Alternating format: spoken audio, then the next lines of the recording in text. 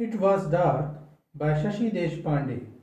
Characters, Summary, Analysis. Hello and welcome to the Discourse. It Was Dark is a short story by Shashi Deshpande that was first published in 1986.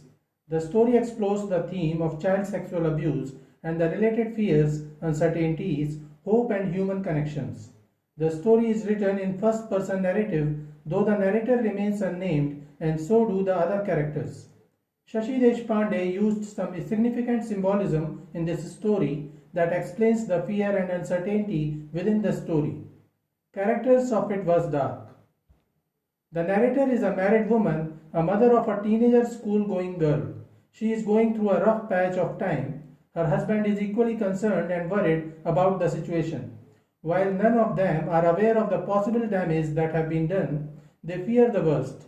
The narrator's daughter is a school-going girl who is seriously injured and is unable to move or speak. She appears to be in a coma as she continues to look at a fixed spot on the ceiling without saying anything. She appears to be unaware of her whereabouts.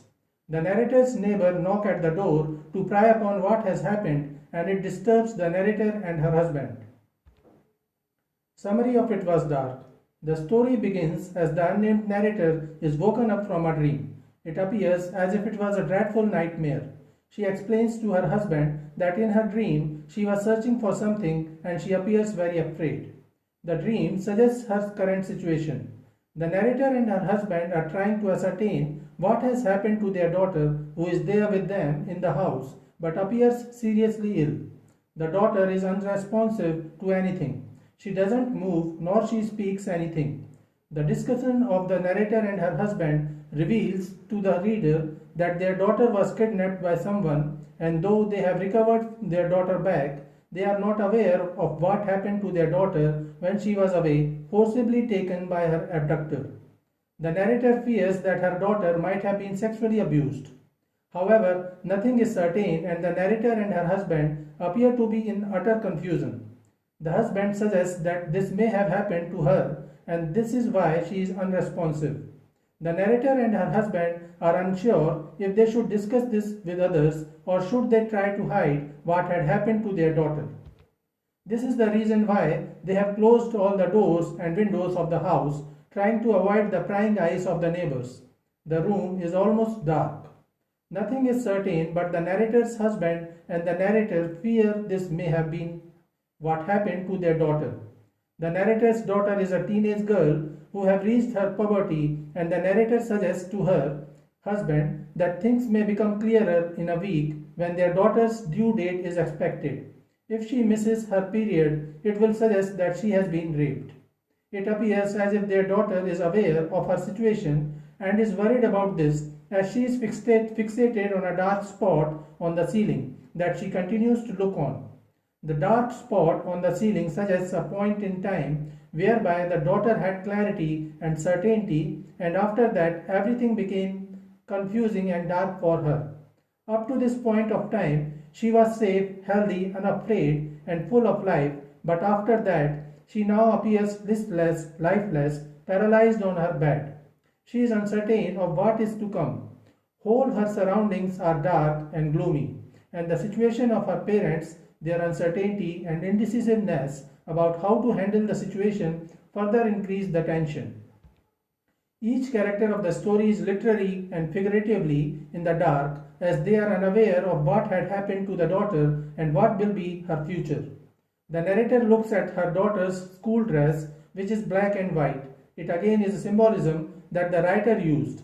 The school uniform is black and white, which is easier to understand, but what is not black or white is the current situation of her daughter as she is unaware of what happened to her or how she is feeling. The uncertainty of the situation haunts the narrator, her husband, and their daughter. The narrator and her husband hear the knock on the door.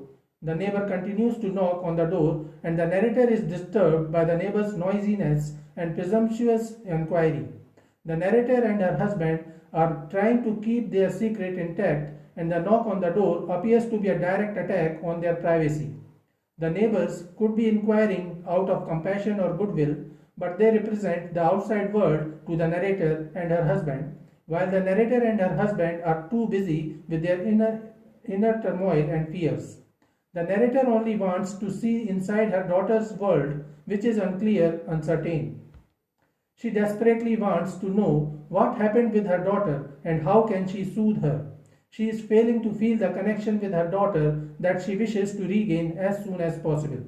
Suddenly, the narrator gets up and goes to the window and pulls down the blind curtain from the window.